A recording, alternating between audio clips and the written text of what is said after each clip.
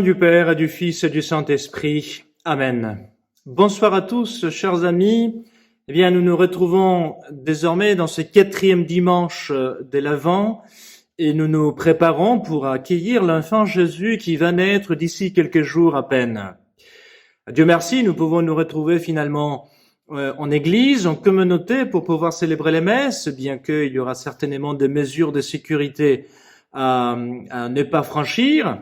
Mais cependant, nous avons la joie de pouvoir célébrer les Eucharisties tous ensemble et pouvoir donc célébrer avec grande joie cette fête de la naissance de Jésus. Je voudrais tout simplement vous parler ce soir, évoquer un sujet particulier, surtout dans les temps et la situation que nous vivons maintenant, c'est l'espérance. Je crois que forcément, les contextes dans lesquels nous vivons nous appellent à vivre en espérance. Et d'autant plus que nous célébrons celui qui est notre espérance, l'enfant Jésus, cet enfant qui, tout en se faisant homme, qui devient chair et qui s'incarne pour nous sauver, eh bien, il devient alors notre espérance, l'espérance d'être pardonné, l'espérance d'être réconcilié avec Dieu et l'espérance qui nous ouvre les portes du ciel.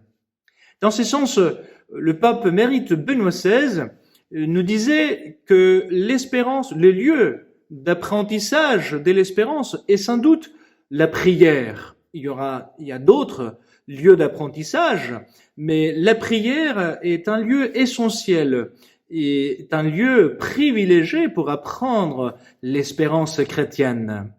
Et cela tombe parfaitement bien dans notre contexte de l'Avent et de Noël, parce que c'est Dieu qui s'est fait homme maintenant, qui s'est fait proche de nous, c'est à lui que nous prions.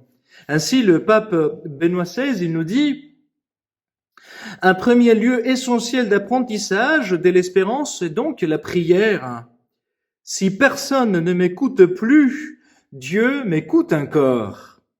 Si je ne peux plus parler avec personne, si je ne peux plus invoquer personne, je peux toujours parler à Dieu.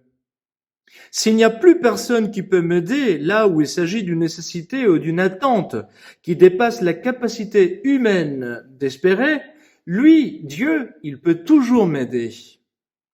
Si je suis relégué dans une extrême solitude, celui qui prie n'est jamais totalement seul. Parfois, dans notre contexte, nous avons expérimenté la solitude, l'isolement, parfois aussi ce manque de moyens, de savoir, ce manque de certitude, de ne pas savoir ce qui va nous arriver. Eh bien, là, justement, c'est où nous découvrons l'espérance, parce que c'est dans ces situations difficiles que nous sommes appelés à invoquer Dieu